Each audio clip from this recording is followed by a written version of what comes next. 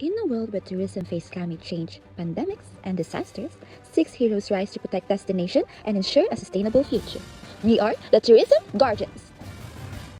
Mabuhay everyone, I am Naomi Tatad, your Captain Marvel, and today I'm here to explain how tourism can stay strong in a world full of global threats. Just like in my mission, tourism destinations also face major challenges. Everyday destinations face risk, typhoon damaging beaches, pandemic stopping travel, and political instability scaring tourists away. But protecting a destination follows the same principle, prepare before the threat arrives. This is why strategic planning is important. Before I enter any battle, I study the situation, predict risk, and prepare a plan. Tourism planners must do the same. They must anticipate risk, integrating global challenges into decision making, and adopting strategies for resilience and recovery. I believe it's not just about reacting, it's about being prepared. This connects to SDG 11, since strong planning makes destinations safer, more resilient, and more sustainable. It also supports SDG 13 because strategic planning helps destination prepare for and reduce the impact of climate change. The Global Code of Ethics for Tourism, this aligns with Article 3, Article 5, and Article 7. In the end, strategic planning is our shield, keeping tourism strong, safe, and ready for anything. Hello, I'm Chess, as a Wonder Woman, defender of culture and communities. Moving on to 8.1, linking global issues to tourism development and management. Global issues influence the tourism in multiple ways. The first one is climate change. Climate change can cause rising sea levels and extreme weather, which can reduce the safety and attractiveness of destinations. SDG link, SDG 13, climate action, because tourism must adopt and help reduce environmental impacts. GSET link, Article 3, tourism and sustainable development, which promote protecting the environment. Number 2 is the health crisis. Pandemics like COVID-19 disrupt travel and force the tourism industry to create safer systems for tourism. SDG link 3, good health and well-being, since health and safety are essential for travel. GSET link, Article 6, obligations of stakeholders, which requires tourism operators to ensure safety and hygiene. For the number 3, geopolitical risks, conflicts, terrorism, and political instability. Reduce tourist confidence and lower tourism revenue. SDG link 16, peace, justice, strong institutions, because peace and stability support tourism. For the GSET link, Article 1, tourism contribution to mutual understanding and respect, promoting peace and security. For number 4, we have technological and economic shifts. Digitalization and global economic changes influence how tourism behave and how business operate. For the SDG link 19, industry innovation and infrastructure, encouraging modern and innovative tourism systems. GSET link, Article 5, tourism as beneficial activity for host countries supporting innovation and fair economic growth. Example is the Mount Pinatubo in 1991. The eruption disrupted tourism but led to a better hazard monitoring and emergency systems. For the SDG link 11, sustainable cities and communities, which includes disaster preparedness for tourism areas. And the GSET link, Article 6, responsibilities of stakeholders, emphasizing safety planning and crisis readiness. That's all. Thank you. Tourism is evolving faster than ever, and just like any mission, the future isn't guaranteed. That's why in tourism planning, we don't just prepare for one future, we prepare for many. Mabuhay Sinta, I am Clarissa Macalalad, your Black Widow, and today, I'll discuss tourism strategic planning for uncertain futures. First, we use scenario planning. This means creating multiple possible futures like economic shifts, climate risks, or changes in tourist behavior so that destinations can stay resilient no matter what happens. This aligns with SDG 9, industry, innovation, infrastructure, and the GSET principle of responsibility because we're preparing for risks before they strike. Second, we integrate sustainability. Our plans must protect the environment, support communities, and maintain economic stability. This directly supports SDG 11, Sustainable Cities and Communities, SDG 12, Responsible Consumption and Production, and SDG 13, Climate Action, as well as GSET Principle of Environmental Protection. Third, we prioritize stakeholder collaboration. Tourism can survive without community support, so we involve local residents, government agencies, and private enterprises. This fulfills SDG 17, Partnership for the Goals, and the GSET Principle of Respect for Host Communities. Finally, we conduct risk assessments. This means identifying vulnerabilities, whether natural hazards, over-tourism, or global pressures. This is essential to keeping destinations safe, aligned with SDG 3, good health and well-being, and ensuring GSET safety and security principle is upheld. In the end, tourism planning for uncertain futures is about being adaptable, resilient, and united. By preparing today, we protect the destinations of tomorrow. Thank you.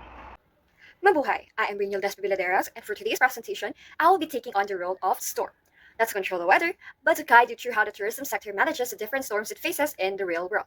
The disasters. My topic is tourism and disaster risk management, and I will be explaining it in 4 major parts: hazard identification, preparedness, response, and recovery. Hazard identification. The first and most crucial step in disaster risk management is identifying hazards. Without knowing what risks exist, destinations cannot plan properly. This includes natural hazards like typhoons, earthquakes, and floods, and man-made hazards such as terrorism, industrial accidents, and large-scale fires. This identification stage allows tourism planners to anticipate and prepare for risk before they escalate. Next is preparedness. It refers to the actions taken before a disaster happens. The goal is to reduce the impacts and ensure everyone knows what to do. This includes creating emergency plans, conducting staff training, and establishing communication system for tourists. By preparing ahead of time, tourism sites can respond quickly and minimize confusion when disasters strike. Preparedness ensures that when a disaster arrives, confusion is replaced with coordination. Third is response. The response phase takes place during the disaster itself. This stage focuses on immediate action to protect lives and minimize damage. Key actions include rapid evacuation, close coordination with local authorities, and implementing immediate safety measures. The overall goal of the response stage is to protect people and control the situation efficiently. Lastly is recovery. Once the disaster has passed, recovery begins. This stage determines how quickly tourism can return to normal. Recovery helps tourism communities regain stability and rebuild stronger than before. This involves repairing infrastructure, reopening tourism services, and restoring confidence so visitors feel safe returning. Recovery is not just about physical rebuilding, it is also about psychological and community healing. Here's a real-world example. After the 2004 Indian Ocean tsunami, Thailand enhanced its disaster management by installing early warning systems and strengthening evacuation procedures, becoming a model for coastal tourism preparedness. Now that the 4 stages are complete, let us tie this principle to global standards. We have Article 1, Article 3, Article 5, and Article 9. Everything I discussed reflects these ethical principles. This ensures tourism remains safe, responsible, and people-centered. In addition, my topic directly supports several SDGs, specifically SDG 8, SDG 11, and SDG 13. That will be all for my part. Thank you. Mabuhay, I'm Shakira, taking on the role of Gamora. And one lesson my battles have taught me is that even the strongest worlds can fall, but the bravest ones rise again.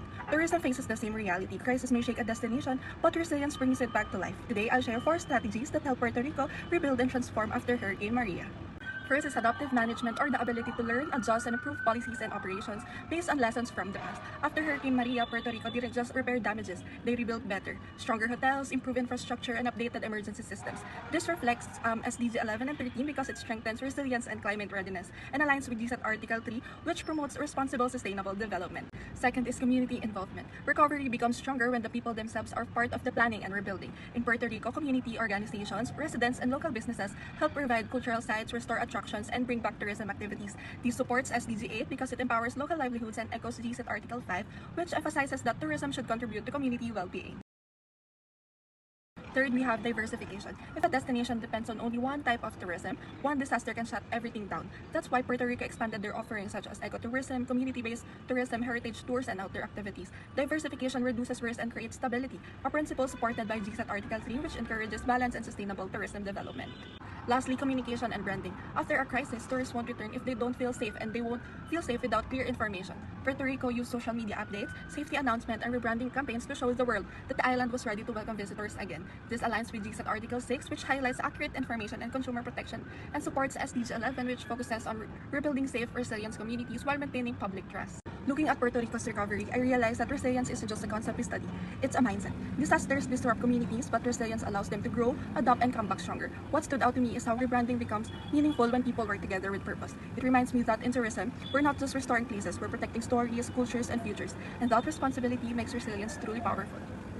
Hello everyone, so I am dearly Torres as a Scarlet Witch. So for SDG 4, remind us that the quality of education is the backbone of resilience and sustainable tourism industry. So when travelers and tourism workers understand crisis, preparedness, sustainable practices, and safety measures, we build a strong enough with disaster. So GSAT Principle F, it's also another layer of responsibility. Travelers with respects and local cultures and communities. So when we honor the people and places we visit, tourism becomes our forest protections, not harm. So as strong examples of this is Puerto Rico and Hurricane Maria. Through strategic communications using social medias and clear updates, consistence guide us.